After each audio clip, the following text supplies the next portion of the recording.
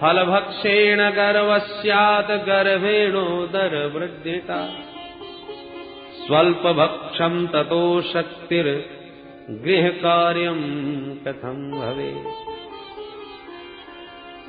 मैंने सचमुच फल खा लिया तो मैं गर्भवती हो जाऊंगी, और कहीं सचमुच गर्भवती हो गई तो एक बात बता, जब मेरे पेट में बच्चा होगा तो मेरा भोजन कम नहीं हो जाएगा, और मेरा भोजन यदि कम हो गया तो ततो अल्प शक्ति, मैं कमजोर हो जाऊंगी, और कमजोर हो गई तो गृह कार्यम कथम भवेत, घर का जो अकेले ही सब काम संभाल लेती हूं, यदि कमजोर हो गई तो काम कौन करेगा घर का फिर। पड़ोसन बोली ये कोई बहुत बड़ी समस्या नहीं, अरे अपनी ननद को बुला लेना, जब अपनी ननद बुआ बन जाती हैं तो उनको बढ़ावा तो देना ही पड़ता है, इससे अच्छा ये है कि 4 महीना पहले से बुला के घर का खूब काम करवाओ, और काम कराने के बदले में जितना बने सो बधाई के नाम पर दे के विदा करो। धुंधली बोली बहन तू नहीं जानती, मेरी ननद महाचोटी है, 4 महीने में तो मेरा घर ही साफ कर जाएगी पूरा। ननंदा संहरे सदा, उससे तो अच्छा है कोई नौकर रख लूंगी, उसी से काम करवा लूंगी। ठीक है बहन, जो अच्छा लगे सो कर, पर जल्दी से फल को तो खा। धुंधली बोली अच्छा बहन फल तो मैं खा लूंगी, पर एक बात बता, मैंने सुना है कि गर्भवती स्त्री ज्यादा तेज दौड़ नहीं सकती। बहन बोल सुना तो तूने बिल्कुल ठीक है, कहीं नहीं दौड़ना चाहिए, और तुझे कहां दौड़ना भागना है, तू तो आराम करना घर में। धुंधली बोली घर में तो आराम करूंगी, पर अचानक कहीं भूकंप आ गया तब, या घर में ही आग लग गई तब, देख बहन कब भागना पड़े कोई भरोसा नहीं, और कुछ भी दुर्घटना भई तो सब तो भाग के अलग खड़े होंगे, मरना तो मेरा होगा, मैं कैसे भोगूंगी। दैवात घाटी ब्रजेत ग्रामे पलायेत गर्भिणी कथम। पड़ोसिन बोली हे भगवान तू क्या उटपटांग बातें सोच रही है, ये सब सोचना बंद कर, चुपचाप भगवान का नाम लेके फल खा ले। अच्छा बहन तू कहती है तो अब मैं खा ही लेती हूं, पर एक बात और बता। क्या? बोले मैंने ऐसा सुना है कि सुखदेव जी महाराज मां के पेट में 12 साल तक रहे थे, सच बात है? बोले हाँ बहन सुना तो मैंने भी ऐसा ही है। धुंधली बोली हे भगवान कहीं मेरा बेटा 2-4 साल भी रह गया तो तदा में मरणम भवेत, मैं तो बिना मौत के ही मर लूंगी। सुखवन निवसेत गर्भस तम कुक्षे कथमुस्त्रजित। देख बहन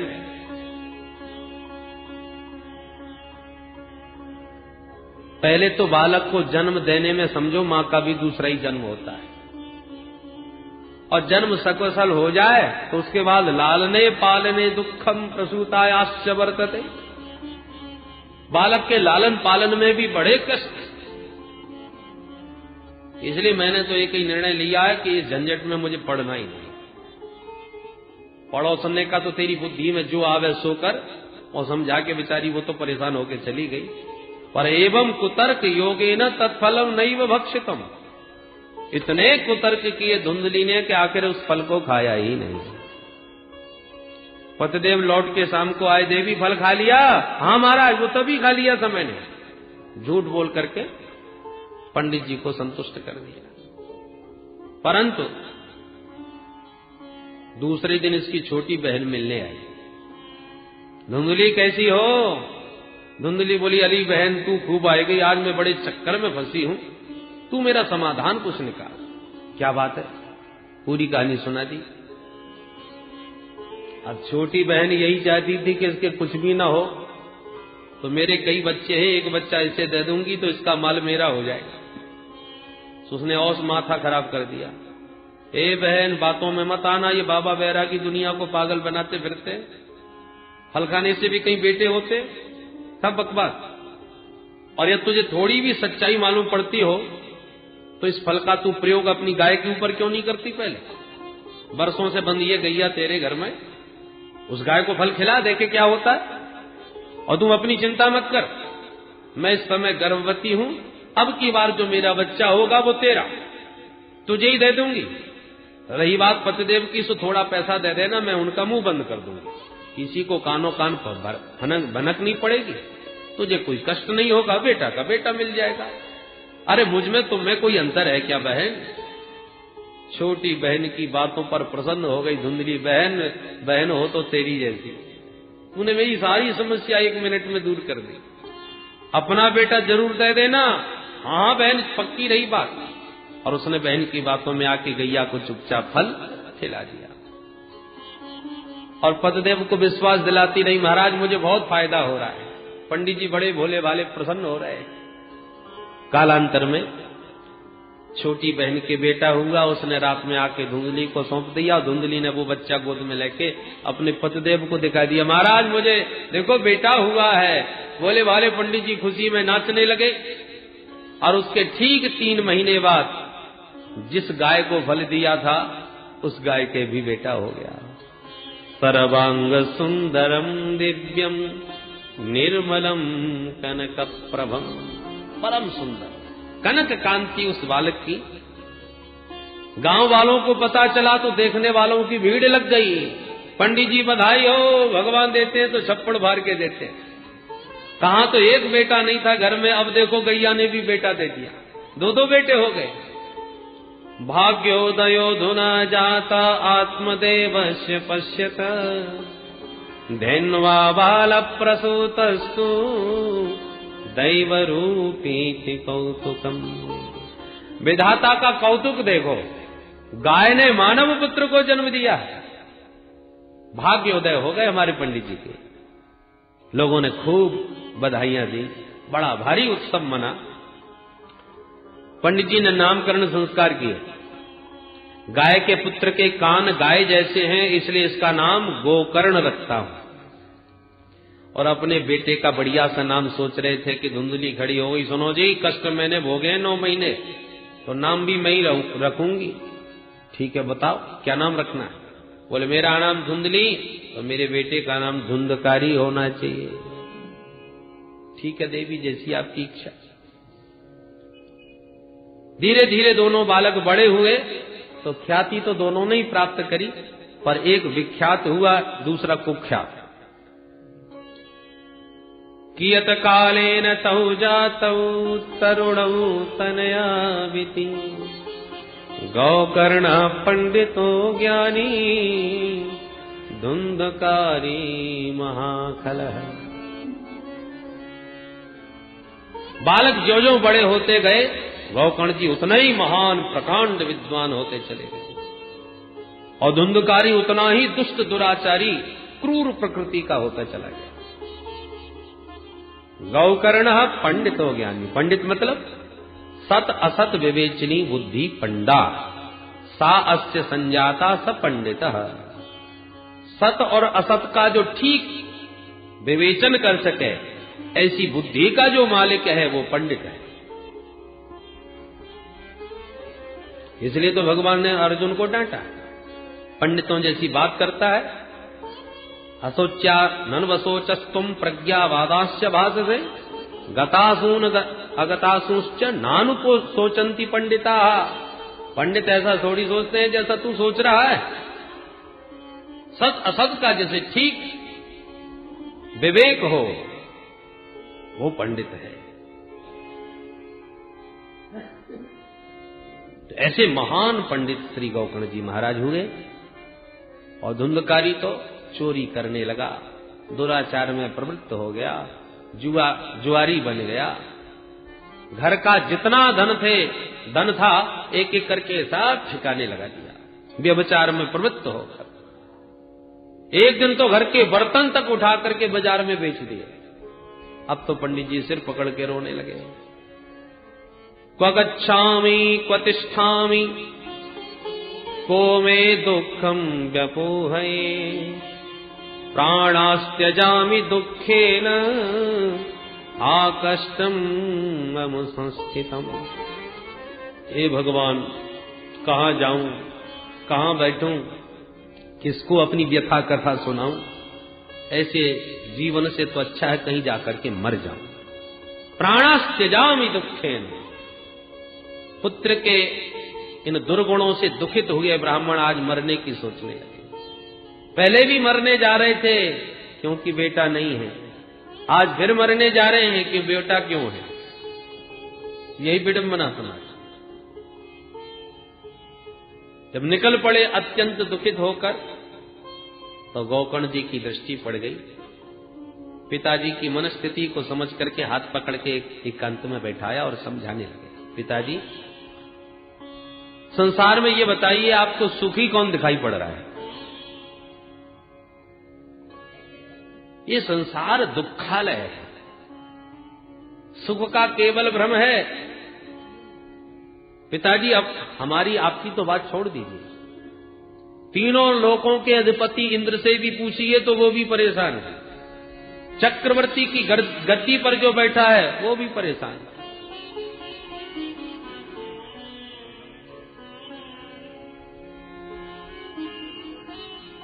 न चेन्द्रस्य सुखम किंचित न सुखम चक्रवर्तिनः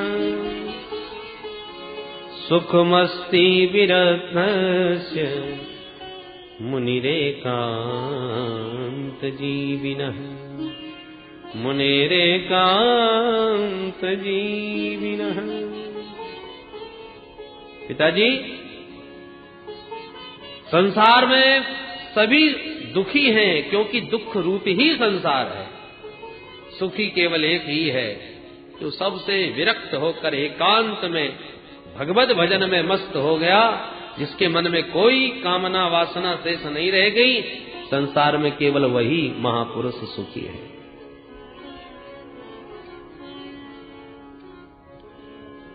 अंधकूपे स्नेह पासे बद्ध पंगुरहम सटः। जीव स्नेह के पास में बना हुआ, संसार के पास में बना हुआ, इस संसार के अंधकूप में पड़ा हुआ है। बुद्धिमान वह है जो इस कुएं से अपने को निकाल के बचाए। बेटा तुम्हें क्या करूं? गोकर्ण जी कहते हैं उसका हम उपाय बताते हैं। और 2 श्लोकों में बड़ा ही सार गर्वित उपदेश श्री गोकर्ण जी ने आत्म कल्याण का दिया। देहे स्तिमांस रुधिरे भीमतिं त्यजत्वम् जाया सुतादिषु सदा ममतां विमुञ्च पश्यानिशं जगदिदं क्षणभङ्गनिष्ठम् वैराग्यरागरसिको भवभक्तिनिष्ठः धर्मं भजस्व सततं त्यज लोकधर्मान् सेवस्व साधु पुरुषान् जहि कामतृष्णाम् अन्यस्य दोषगुणचिन्तनमाशु मुक्त्वा सेवा कथारसमहो नितरां पिबत्वम् सेवा कथारसमहो नितरां पिबत्वम्। गोकर्ण जी कहते हैं पिताजी ध्यान से सुनिए, जीव को संसार में बांधने की 2 रस्सियां हैं और उन रस्सियों के नाम हैं अहमता और ममता। देह में अहमता और देह के नातों में ममता, ये 2 रस्सियों में जीव बंधा हुआ है। 5 भौतिक देह है जो पंचायती धर्मशाला है। अरे धर्मशाला में कमरा बुक कर लिया, आराम से रहो, जब तक काम करना है काम करो, जब तक रहना है तब तक रहो, और काम पूरा हो जाए तो धर्मशाला का कमरा मैनेजर के हाथ में चाबी सौंपो और जाओ अपने घर। यात्रियों के लिए ये तो कुछ समय के लिए मिला है रहने को। ऐसी जगत के प्रपंच में भ्रमण करते करते जब हमको रहने की जरूरत पड़ती है तो हमारे विधाता जी ये पंचायती धर्मशाला हमको सौंप देते, भाई रहो इसमें। अब जैसा यात्री वैसी धर्मशाला वैसा कमरा।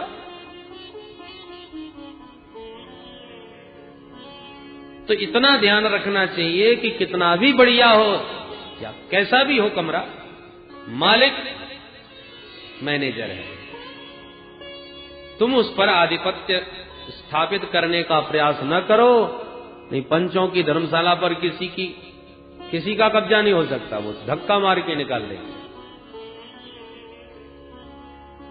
क्षितिजल पावक गगन समीरा, क्षितिजल पावक गगन समीरा, क्षितिजल पावक गगन समीरा, क्षितिजल पावक गगन समीरा, पंच रचित यह अधम शरीरा, पंच रचित यह अधम शरीरा, पंच रचित यह अधम शरीरा,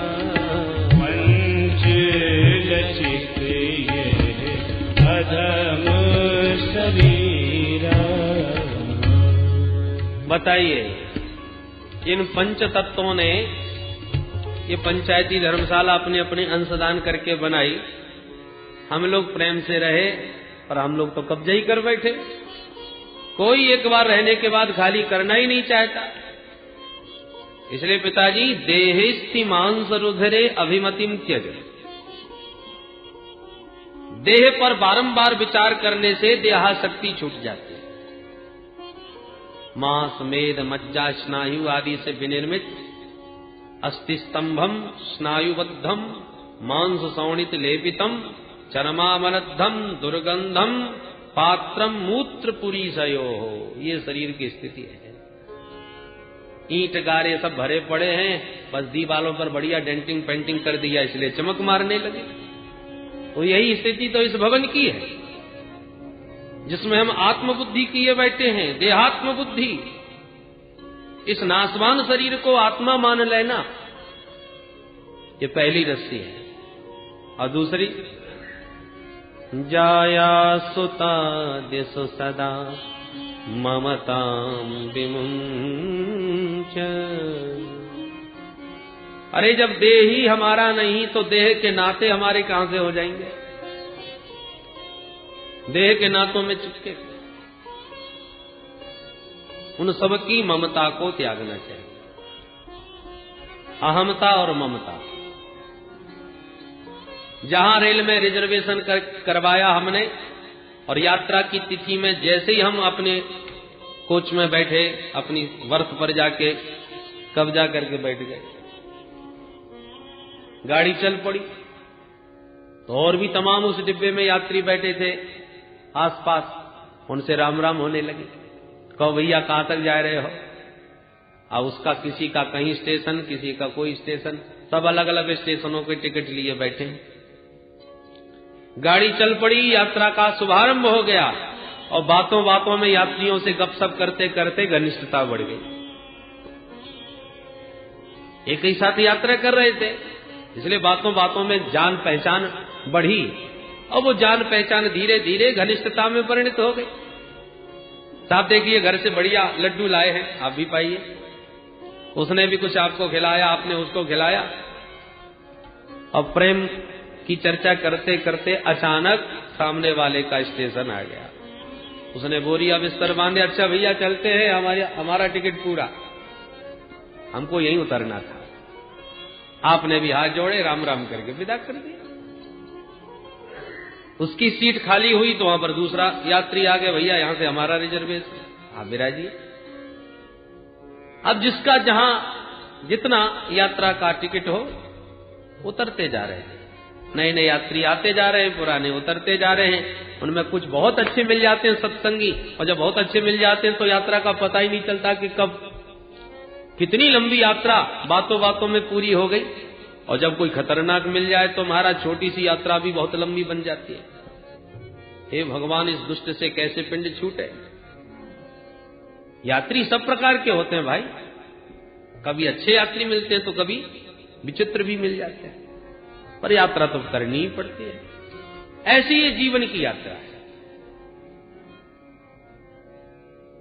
वाहन कई प्रकार के हैं, कभी रिक्शा से, कभी तांगे से, कभी बसों से, कभी कार से, कभी ट्रेन से, कभी प्लेन से, अनेक वाहन हैं।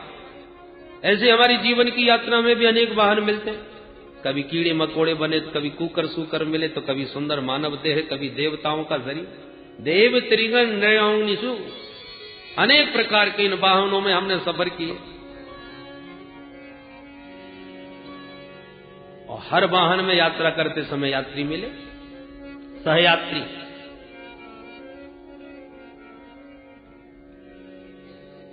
अब रेलवे के इस सफर में, इस मानव जीवन के सफर में, भाई सबसे सुंदर यात्रा तो ट्रेन की ही होती है, सुखद।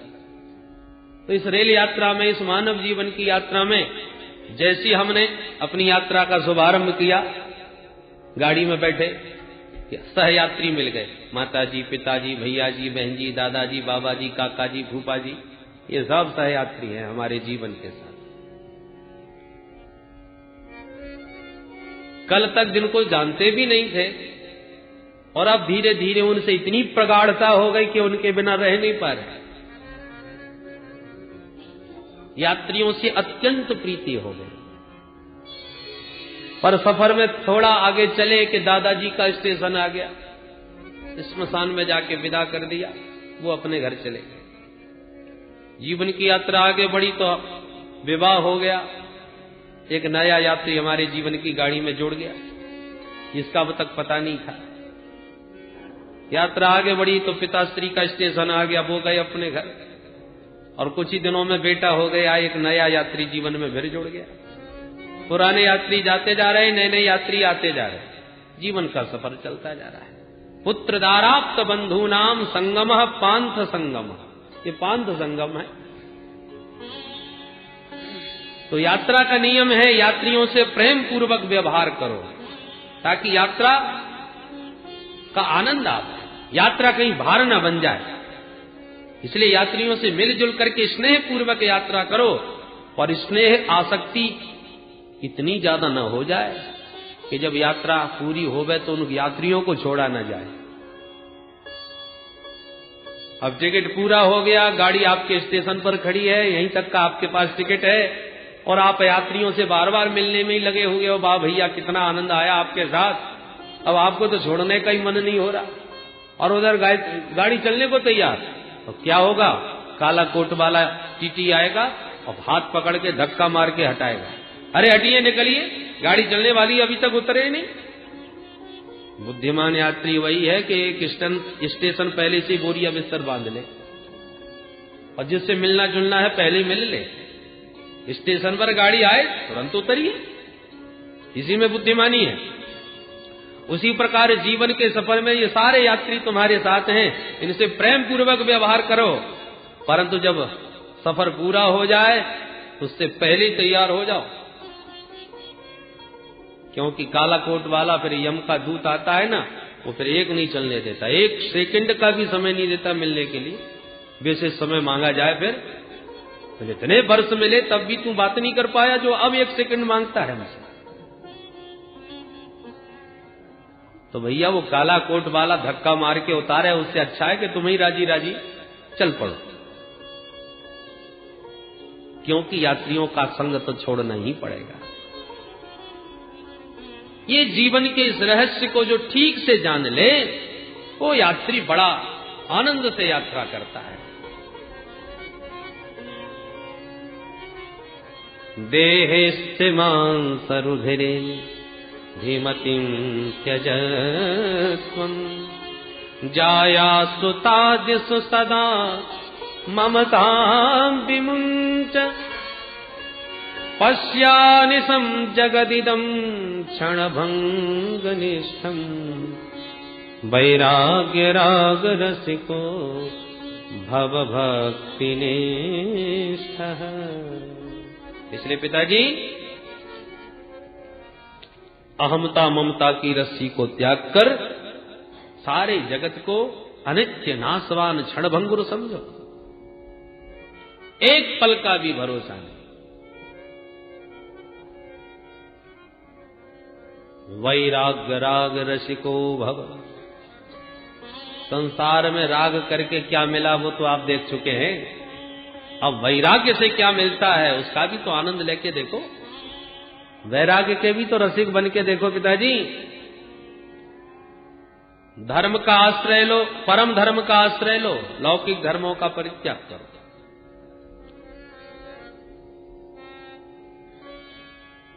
आप घर से निकले, चलो कथा सुनिए, हमें लक्ष्य बनाया, घड़ी देख करके समय पर निकल पड़े कथा सुनने को।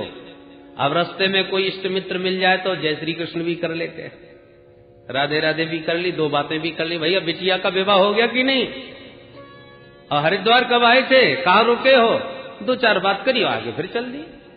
व्यवहार निभाते हुए लक्ष्य की ओर बढ़ो। ऐसा भी नहीं कि भाई हम इस समय कथा में जा रहे हैं, राम राम करने की फुर्सत नहीं। अरे राम राम करने में कितना समय लगेगा भाई। परंतु राम राम करने में तो बुराई नहीं है, पर इतने घनिष्ठता में बातें भी मतलब उलझाओ, इतनी बातों में भी नहीं उलझ जाओ जो कि 2 घंटे बातों में ही निकल गए और कथा का समय पूरा हो गया। निकले तो थे कथा सुनने को और मार्ग में मित्र ऐसा मिल गया कि 2 घंटे उसी की गपशप में बीत गए, तो लक्ष्य भ्रष्ट हो गए। उसी प्रकार आए थे हरि भजन को होटल लगे कपाट, लक्ष्य क्या लेके आए थे और करने क्या लगे। लक्ष्य तो ये था कि मानव तन उस परम तत्व को पाने के लिए था, जिसको पाने के बाद कुछ पाना शेष नहीं रह जाता, जिसको जानने के बाद कुछ जानना शेष नहीं रह जाता। रही बात व्यवहार की, तो जीवन चलाने के लिए थोड़ी जीविका का भी आश्रय ले लिया, कुछ व्यापार भी किया, या जो भी भाई यदि विवाह शादी करके गृहस्थ जीवन बसाया है तो उसका भी दायित्व निभाना चाहिए। परंतु जीविका जीवन के लिए है, जीवन तो जीविका के लिए नहीं है। पर हम तो यही कर बैठे,